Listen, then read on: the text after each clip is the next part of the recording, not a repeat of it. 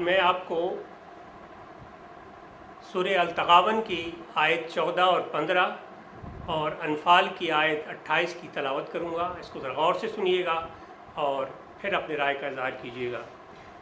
बिस्मिल्लाहिर्रहमानिर्रहीम। या अय्युहल्लज़ीना आमनू इन्ना मिन अज़वाजिकुम व औलादिकुम अदुव्वन लकुम फहज़रुहुम फ़इन तफ़ू व तस्फ़हू व तग़फ़िरू फ़इन्नल्लाह गफ़ूरुर रहीम। इन्नमा अम्वालुकुम व औलादुकुम फ़ितना वल्लाहु इंदहु अज्रुन अज़ीम। अनफाल आयत नंबर 28। वालमू अन्नमा अम्वालुकुम व औलादुकुम फ़ितनातुन व इन्नल्लाह इंदहु अज्रुन अज़ीम। ये हमने 3 जो है आयत की हैं, 2 जो है अन-तग़ाबुन की और अन-तग़ाबुन की 2 आयत थी और एक सूरह अनफाल की आयत नंबर 28 थी। देखिए आयत नंबर 14 पे है, कहा गया अल-तग़ाबुन में, ए ईमान वालो तुम्हारी बाज़ बीवियाँ और बाज़ बच्चे तुम्हारे दुश्मन हैं, बस इनसे होशियार रहना, और अगर तुम माफ़ कर दो, दरगुज़र कर जाओ और बख्श दो तो अल्लाह बख्शने वाला है, अल्लाह बख्शने वाला मेहरबान है। तो आयत नंबर 15 में है, तुम्हारी माल औलाद तो सरासर तुम्हारी आजमाइश है और बहुत बड़ा अजर अल्लाह के पास है। उसके बाद फिर अनफाल की आयत में है, और जान रखो कि तुम्हारा माल और औलाद बड़ी आजमाइश है और ये कि खुदा के पास बड़ा सवाब है। ये तीनों आन में माल, औलाद और बीवी के बारे में कहा है। देखिए इसका पहले मैं आपको थोड़ा सा मानी भी बता दिया, ये नज़ूल का वक्त बता देता हूँ। एक्चुअली इससे कन्फ्यूज़न लोगों को होगी कि साहब क्यों अल्लाह ताला जो है, अल्लाह ताला कह रहा है कि बीवी से और बच्चों से ये होशियार रहो, तुम्हारे दुश्मन हैं। तो होता हुआ क्या था, ये किस्सा बहुत ही जो है, जब तक कि आप इसका कहानी का नहीं सुनेंगे उस वक्त तक आपके समझ में नहीं आएगा। इसके जो आयत का नज़ूल का वक्त था वो आप जानने की कोशिश कीजिए।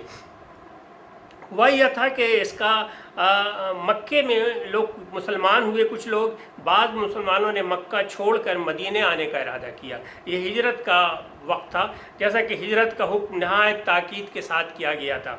लेकिन इनकी बीवी जो थी, बाज़ मर्द की बीवियां जो थीं, चंद की अरबों में तो था कि 3-4 शादियां करते थे और बाज़ की एक भी होती थी, लेकिन बाज़ की बीवी और बच्चे जो है उन्होंने इनको रोका और जाने से मना किया। तो उस वक्त जो है उनको बड़ी तकलीफ़ हुई। बाहर कैफ वो चले गए, और चले गए, बाद में जब गए वहाँ तो फिर देखा कि वो जो लोग हमसे पहले गए थे वो तो दीन के मामले में, इस्लाम के मामले में बहुत ज़्यादा हमसे ज़्यादा सीख चुके हैं।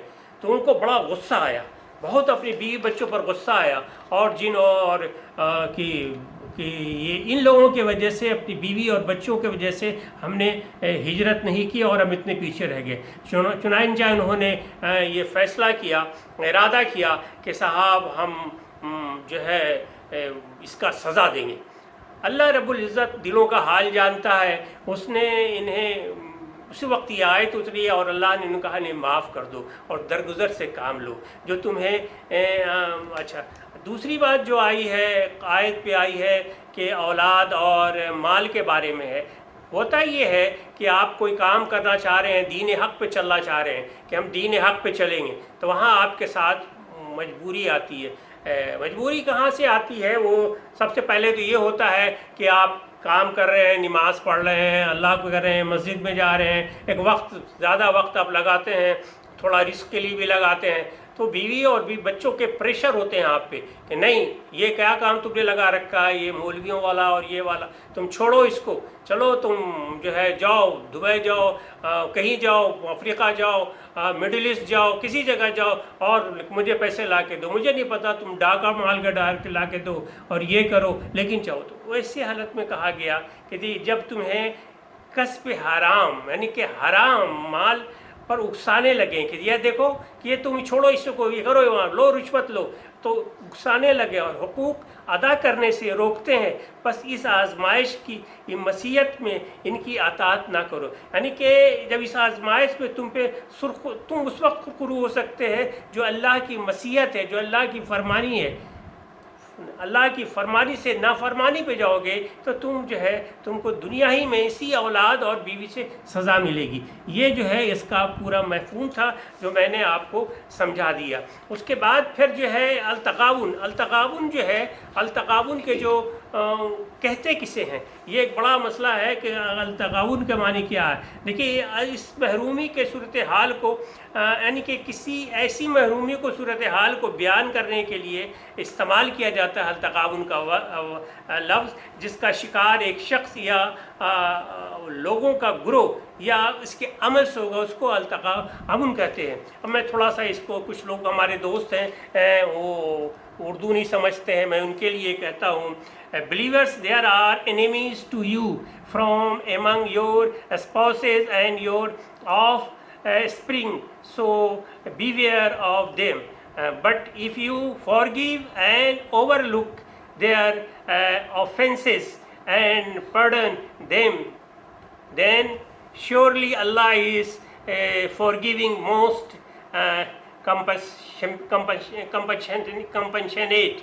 تو یہ ورڈ تھا. اس کے بعد یہ 14 کا تھی 15 your possessions and your offspring and nothing but a trial for you. یعنی کہ ایک بہت بڑا امتحان ہے. میں اس کے ساتھ آپ سے اجازت چاہوں گا کہ دیکھیے آپ جو ہے ہمارے چینل کو آواز حق کو سبسکرائب کیجئے، میری ویڈیو کو لائک کیجئے، اپنے کومنٹس دیکھیے. یہ چھوٹے سے آیت تھے لیکن اس کو اگر آج کے زمانے میں امپلیمنٹ کریں، ہم قرآن لے کے بیٹھ کے پڑھنے لگیں اور کہیں یار یہ تو بیوی اور بچوں کے بارے میں ایسے کہا جا رہا، قرآن میں کوئی بات نہیں. لیکن یہ نقشہ اس وقت کا کھینچا گیا تھا.